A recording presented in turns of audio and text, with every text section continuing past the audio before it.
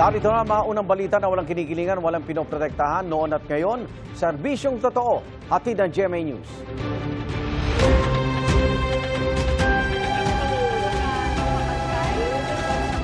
Yung wala na naman ho dito. Unang balita.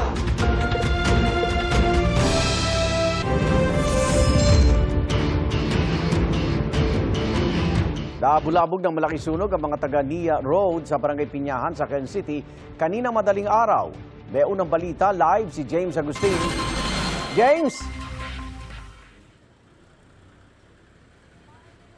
Igan, hindi pa masabi ng Bureau of Fire Protection yung posibleng sanhi ng apoy na tumupok sa 15 bahay dito po sa Nia Road kaninang madaling araw. Kasama Igan doon sa iniimbestigahan ng mga otoridad yung aligasyon ng ilang residente na sinadya umano ang sunog. Ganito kalaking apoy ang bumulabog sa mga residente ng Nia Road sa Barangay Pinyahan, Quezon City mag-alauna na madaling araw kanina. Mabilis ang pagkalat ng apoy sa magkakadikit na bahay na gawa sa light materials. Itinaas ng Bureau of Fire Protection sa ikatlong alarma ang sunog. Nasa 25 fire truck ang rumisponde sa lugar. Nagbayanihan din ang mga residente sa pagsasalba ng mga personal na gamit at mga paninda. Ang ibang bumbero gumamit na rin ng hagdan at pumeso sa mga bubong para malapit ang makapagbuga ng tubig. Halos 30 minuto na po nakakalipas nang sumiklab yung sunog dito sa residential area pero patuloy pa rin po itong inaapula ng mga bumbero. Gumapang na rin po kasi yung apoy sa loob ng mga eskinita. Bumalik ang takot sa mga residente, lalo pat nasunugan ng marami nilang kapitbahay noong March 6. Si Rosie hindi lang bahay ang natupok, maging ang kabuhayang sari-sari store. Bigla na lang may sumigaw na sunog. Paglabas ko ng tindahan, ang laki na ng apoy. Ang senior citizen na si Luz Wiminda, iilang gamit lang ang naisalba. Nakita namin, malaki na yung apoy. Pagpasok namin, di na kami makapasok nga. Takbo na lang ng mga bata. Yung ito nga, saka yung mga damit.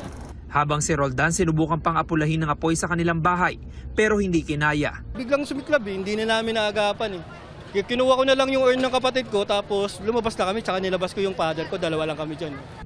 Napula ang sunog matapos sa mahigit 1 oras. Ayon sa BFP, tinatayang nasa 15 bahay ang natupok. Inaalam pa ang kabuang bilang ng mga pamilyang naapektuhan. Iniimbestigahan din ang sanhi ng apoy. Sa initial investigation po ng ating mga investigador, galing po sa isang partially damaged na bahay yung nasunog noong nakaraan, pero walang nakatira, bakante. And wala ring supply ng kuryente.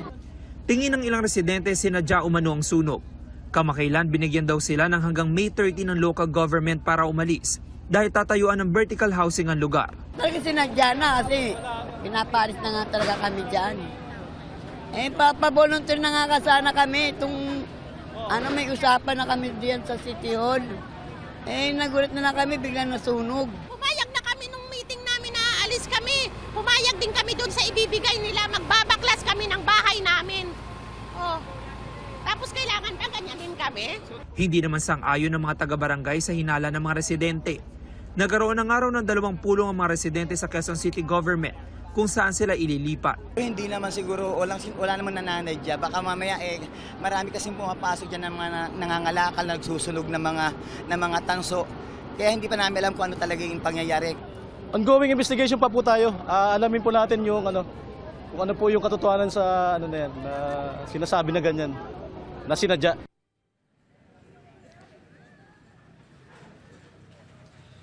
Samantala, Igan, ito yung sitwasyon dito sa bahagi ng Nia Road kung saan po may nangyaring sunog kaninang madaling araw. May mga residente tayo nakita na bumalik ngayong umaga para makita kung meron pa ba sila mapapakinabangan dito. Ang barangay naman nakipag-coordinate sa QCDRMO para malaman kung saan posibleng ilikas yung mga residente na naapektuhan kaninang madaling araw. Kasi nung March 6, nagkaroon ng malaking sunog dito sa Nia Road at ang naapektuhan noon more than 2,300 na mga pamilya. Karamihan po doon sa mga yon ay nasa mga evacuation center pa, kaya puno din yung mga evacuation center ng barangay. Sinusubukan pa po natin na makakuha naman yung panig ng Quezon City Local Government kaugnay doon sa aligasyon ng ilang residente na sinadya umano ang sunog. Yan muna ilitas mula po rito sa Quezon City. James Agustin, GMA News. May sunog din sa Santa Cruz, Maynila. Inaapula pa yan ng mga bumbero hanggang ngayon. May unang balita, live si EJ Gomez. EJ. Igan na bulabog nga ng malaking sunog ang mga residente rito sa Masangkay May Halige sa Santa Cruz, Maynila. Ang sunog umabot sa ika-4 na alarma. Pasado alas 2 ng madaling araw kanina nang sumiklab ang sunog sa barangay 264 dito sa Santa Cruz sa Maynila. Agad itong itinaas sa unang alarma. Dikit-dikit ang mga bahay kaya mabilis na kumalat ang apoy. Maraming linya ng kuryente ang nagputukan. Ang sunog umabot sa ika-4 na alarma bago mag-alas 4 kanina. Hindi bababa sa 16 na fire trucks ang kinailangang rumisponde. Naging pahirapan sa mga bumbero ang pag-apula sa apoy dahil sa masisikip na daan. Kanya-kanya naman ang paglikas sa mga apektadong residente. Marami sa kanila walang naisalba. Sa mga puntong ito, umabot na sa mahigit 100 ang fire trucks ng BFP at fire volunteers na rumisponde sa sunog. Patuloy ang pag-apula ng mga bumbero sa apoy. Igan, isa ang naitalang sugatan matapos daw mabagsakan na jealousy o salamin. Yung ilan naman sa mga nakita nating apektadong residente, apektadong pamilya ay nananatili dito sa kalapit lang na chapel, itong Santa Cruz de Magdalena at saka doon sa San Jose de Trozo Church. Yan muna ang latest mula po dito sa Maynila. EJ Gomez, GMA News. Pinuna sa Senado ang ilang sinisigil ng Meralco sa mga customer na hindi naman nila aktual na kinonsumo.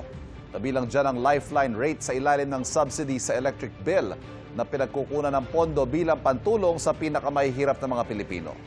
Tanong ng ilang senador, bakit hindi pa ito saluhin ng Meralco at bakit kailangang ipasa sa mga consumer? Sinita rin ang pagsama ng government taxes sa Meralco bill, pati ang ancillary charges o ang bayad sa backup power generators. Ayon sa Meralco, susundin nila kung ano man ang iuutos ng Energy Regulatory Commission. Ang pinakamalaking rason daw ng pagtaas ng sigil sa kuryente ay ang paghina ng halaga ng piso kontra dolyar. Hiling ng ilang senador, huwag nang isabay ang taas sigil sa kuryente sa pagtaas ang presyo ng iba pang produkto. May nihain na rin daw na panukala sa Senado para tanggalin ang value-added tax o VAT sa kuryente. Ang pinakamalaking factor was the depreciation of the peso.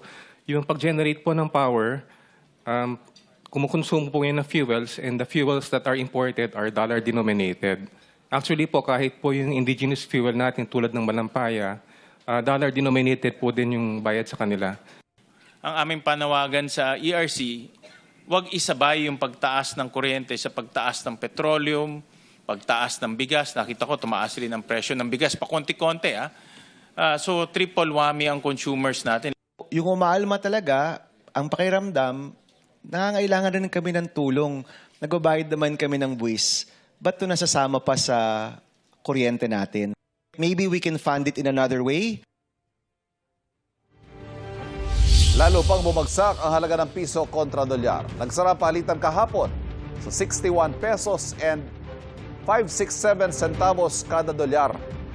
Panibago na namang all-time low. Pangamba ng ilang eksperto, posibleng bumulusok palalo ang piso na magdudulot ng mas mataas sa presyo ng mga produkto at serbisyo. Maraming mga Pilipino ang mahihirapan dahil ang ating mga pangangailangan ay karamihan ay imported. Agad-agaran yan. Mararanasan natin na ang bulsa natin ay bumababaw, no? At ang sinturon natin ay humihigpit.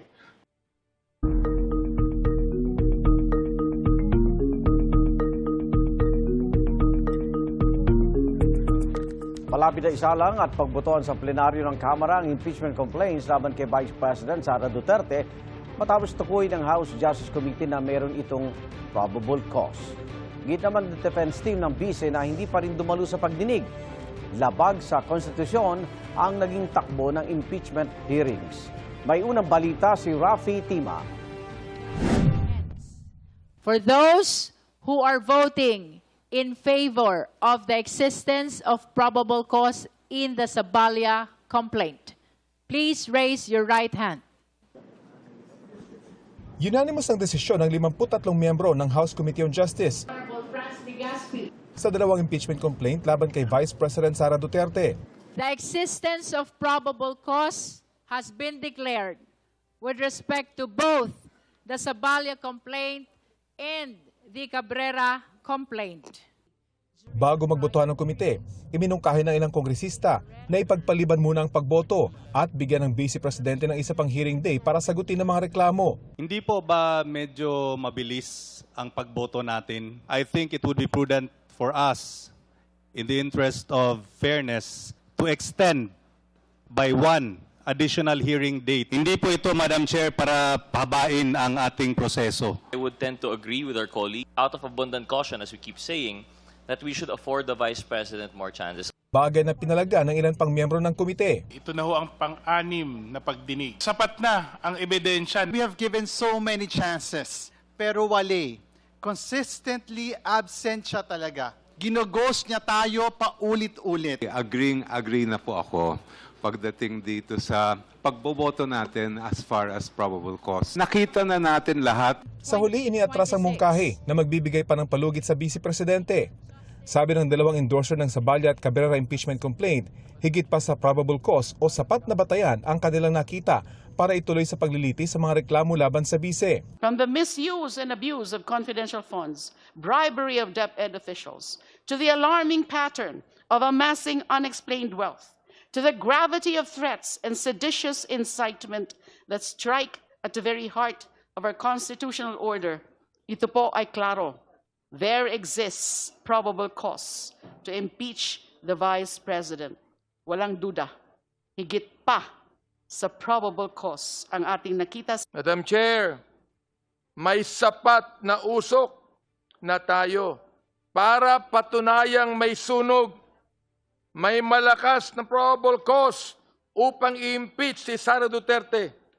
Hindi ito fishing expedition. Inaprubahan din ang mosyon na i-consolidate o pag-isahin ang dalawang impeachment complaint. Culpable violation of the Constitution, betrayal of public trust, bribery, graft and corruption and other high crimes ang grounds for impeachment na nakalatag sa dalawang impeachment complaints. Kaugnay ito ng hindi umano maipaliwanag na yaman ng Vice Presidente, ang hindi umano tamang deklarasyon sa kanyang salin, ang maanumalya umanong paggamit ng confidential funds, pati na ang mga pagbabanta umano niya sa buhay ni Pangulong Bongbong Marcos, First Lady Liza Araneta Marcos at dating House Speaker Martin Romualdez. Iniutos ni House Justice Committee Chairperson Jervil Luistro ang paghahanda ng committee report. Nakatakdang aprubahan ng komite ang naturang report sa susunod nilang pagdinig sa May 4. Ipadadala ito sa plenaryo sa lahat ng miyembro ng Kamara at maging kay Vice President Duterte. May kalakip na resolusyon ng committee report na pagbobotohan ng plenaryo. Kailangang aprubahan ng resolusyon sa botong 1/3 ng lahat ng miyembro ng Kamara o hindi bababa sa 106 na kongresista para ma-impeach si Duterte ng Kamara at matransmit ang articles of impeachment sa Senado na magsisilbi namang impeachment court. Ang defense team ni Vice President Duterte sinasabing inaasahan na ang resulta ng botohan. Nanindigan silang taliwas sa disenyo ng konstitusyon ang itinakbo ng proceedings. Sa halip na ilimita ang pagtalakay sa mga verified complaint at kanilang mga attachment, pinalawak ang proseso sa mga usaping nararapat talakayin sa ganap na paglilitis. Gaya ng mga naunang pagdinig, hindi humarap ang Vice Presidente sa Justice Committee. Ayon sa Office of the Vice President, nagtungo ang Vice sa exhibit tungkol sa mga Vice President ng Pilipinas sa Laguna. Aligasyon naman ng kanyang kapatid na si Davao City 1st District Representative Paulo Duterte, may tumatawag sa mga Chief of Staff ng mga kongresista para bumoto pabor sa impeachment kung ayaw nilang mawalan ng budget ang kanilang distrito. Kung kumpiyansaan niya ang liderato sa mga reklamo laban sa bise, dapat hayaan ang ebidensyang magsalita. Hinihingan pa namin ng reaksyon dito ang House Committee on Justice. Ito ang unang balita. Rafi Timap, GMA News. Itinapon na lang sa hukay ang sandamakmak na sibuyas sa Sablayan, Occidental, Mindoro. Ayon sa kumukuha sa video, nasira na kasi ang mga ito at kinain na ng uod. Na-stuck kasi ang mga sibuyas dahil hindi mabenta. Bagsak ng araw ang presyo, kakaunti pa rin ang bumibili.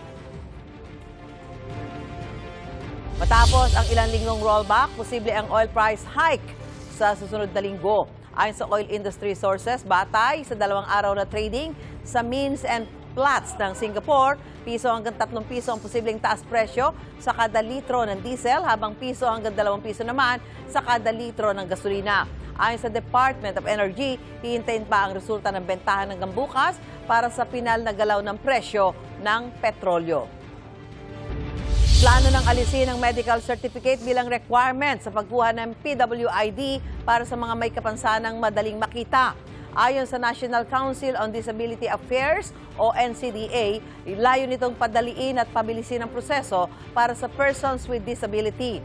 Sa mga susunod na araw, planong ilabas ang bagong administrative order para dyan. Nakikipag-ugnayan na rin ang NCDA sa mga lokal na pamahalaan para sa maayos na pagpapatupad nito sa buong bansa ngayong taon. Sa gitna ng mataas na presyo ng mga produktong petrolyo, may kaunting pakonsuelo ang isang gasoline station sa Parañaque sa kanilang customers. Ang pump attendants nila nag-mini concert. Tapos na raw ang oras nila sa trabaho kaya gusto naman nilang maghatid ng entertainment. Mukhang approved naman yan sa kanilang customers na napapangiti at napapasayaw sa kantahan. Ayon kay Youth Cooper Jello Buencamino, tuwing Lunes, ginagawa ang jam session sa gas station.